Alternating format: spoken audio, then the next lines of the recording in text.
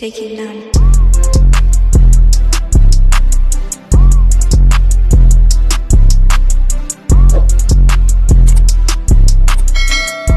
What's up, guys? It's Noah K. Welcome back. And before we get into the miserable news of the New Orleans Saints losing, as you may notice, I have a new intro and outro, so make sure to look at that at the end.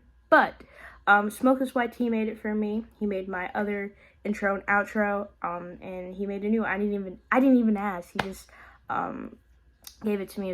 He was like, it's a new season. You deserve a new intro.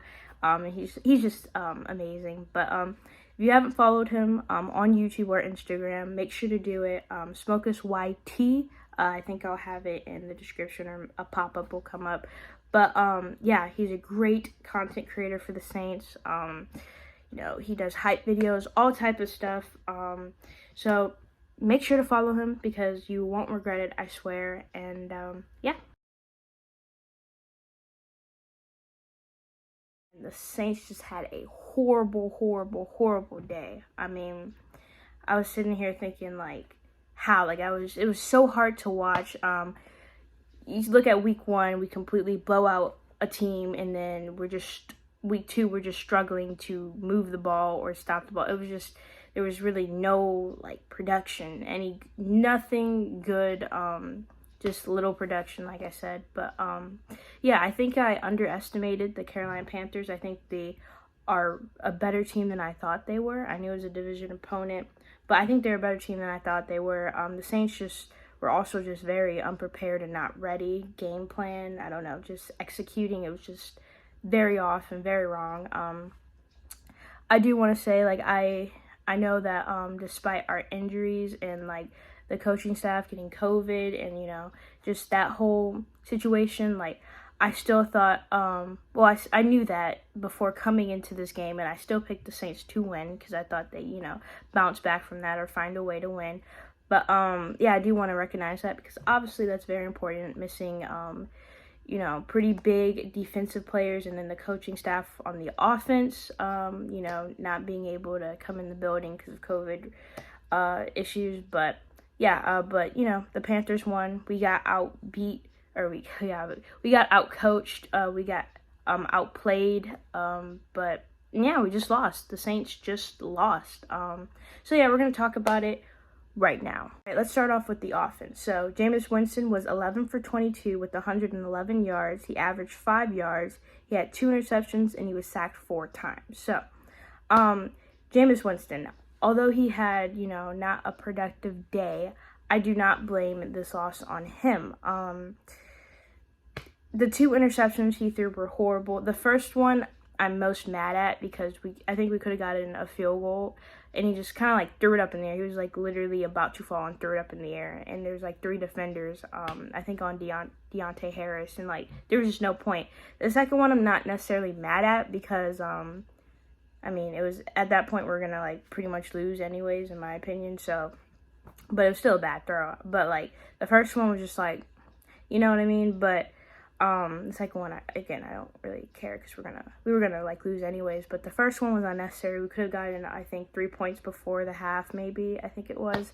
But yeah, sacks. We're gonna talk about that. He got sacked 4 times and got, I think, pressured 50% of the time or something like that. Some crazy stat.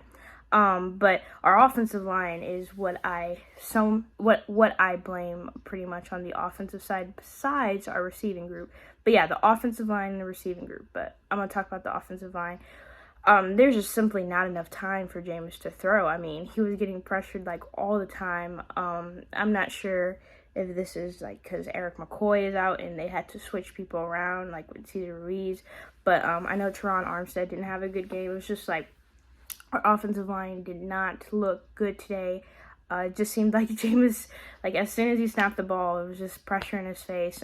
But yeah, 4 sacks. I mean, compared to getting Jameis Winston didn't get sacked last week at all, and then 4 sacks, and it was just pressured all the time. And for the most part, Jameis just got rid of it or had to throw checkdowns or stuff like that because nobody was open. So we're gonna get into that.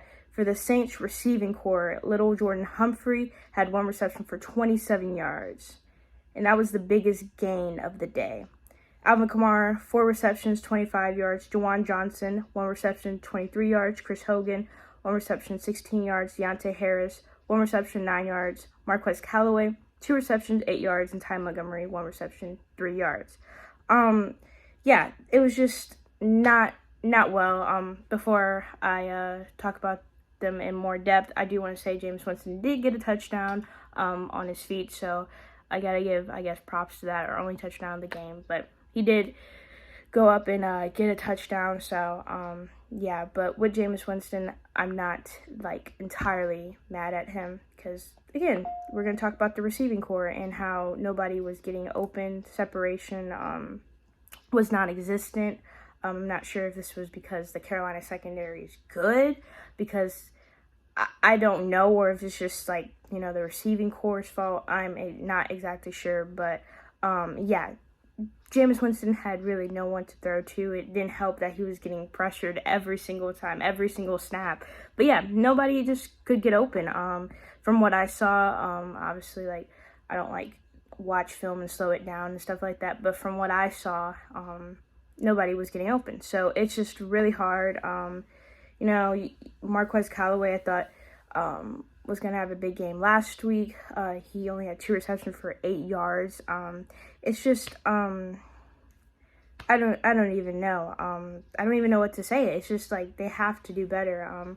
I understand our number 1 and possibly number 2, Michael Thomas and Traquan Smith are missing, but I mean, we can't keep doing this, because I don't know when they're going to come back.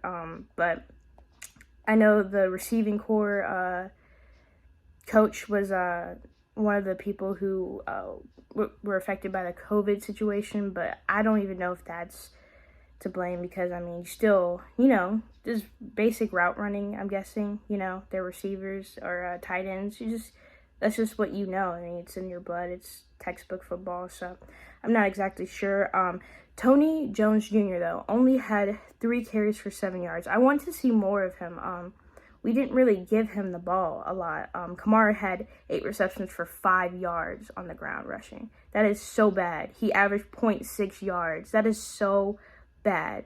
8 carries for 5 yards. Like, what? Like, Jameis Winston, I remember someone said Jameis Winston had more rushing yards than Alvin Kamara and Tony Jones Jr. combined. Like, how does that happen? You know?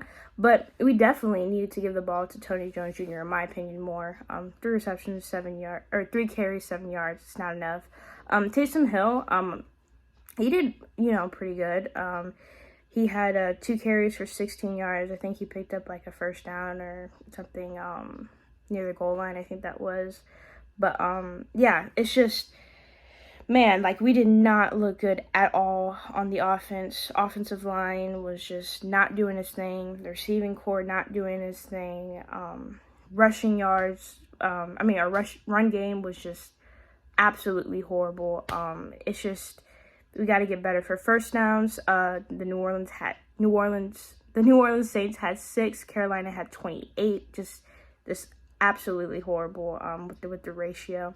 Total plays, the Saints had 43. The Carolina Panthers had 73. Total yards, Saints had 128. Carolina had 383. Total drives, we both had 12 drives. Yards per play, Saints had 3. Carolina Panthers had 5.2. Passing yards, Saints 80, Carolina Panthers 294. Rushing yards, Saints 48, Carolina 89. Red zone attempts, we were 1 for 1. We have to get in the red zone more. Literally, I think the only time we got into like good the Panthers really like pinned us down multiple times, like behind our 20, so we didn't really start off with good field position. But I think the only time we scored, or even got in the red zone, was like off of the interception, I believe, or maybe it was like some type of takeaway or something. It wasn't the offense though. We just happened to get good field position. I can't exactly remember at the moment, but yeah, red zone, you only get there once. We did not stretch the field at all. But the Carolina Panthers were 2 for 3 in red zone. I remember the Saints did stop them like pretty much on the goal line. They ended up kicking a field goal. So that's good on them. Turnovers, we had 2 turnovers, and the Carolina Panthers had 1. And then time of possession, the Saints had 21 minutes, 28 seconds, and the Carolina Panthers had 32 seconds. So, yeah, it was just not a good day for the offense at all.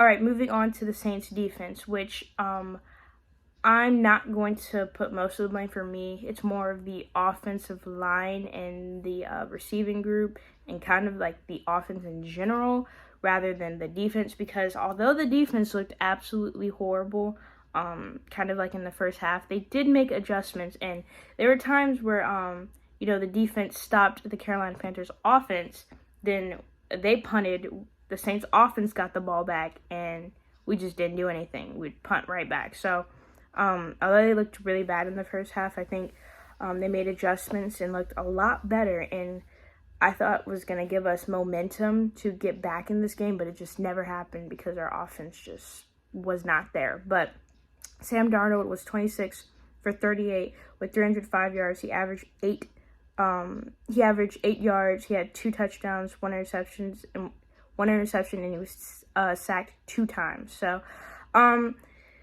yeah, it just seemed like there wasn't any pressure, and, in the beginning of the game, and I think maybe before the first half, I mean, just guys, like, pretty much open, wide open plays, big plays from Sam Darnold, and I was just like, what are we doing? Like, it was just, like, I don't even know, but throughout the game, we didn't really get, like, I'm surprised we had 2 sacks, because it didn't feel like we had 2 sacks on Sam Darnold, because it just didn't feel like they were getting enough pressure, to Sam Darnold. And like I said, it was like people pretty much open in the field. Although, like I said, we tightened up and Dennis Allen made adjustments and whatnot.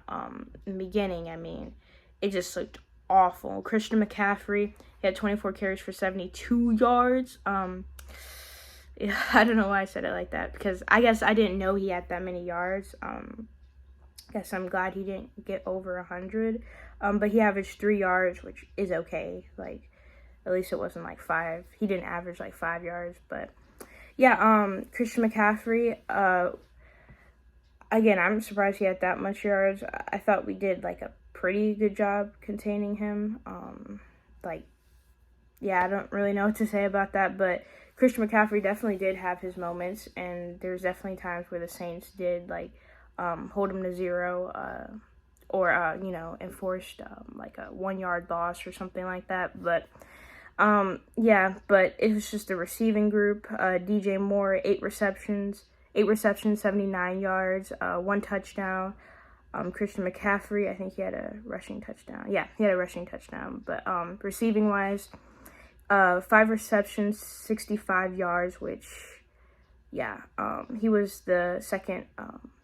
He led second in the receiving group, which got to work on. Dan Arnold, former Saints player, 3 receptions, 55 yards. I know he wanted that so badly. I know he wanted to have a good game this game. But, so it's just basically, in the beginning, it seemed like everyone was, like, open. Saints players were there, but they weren't in good coverage or whatnot.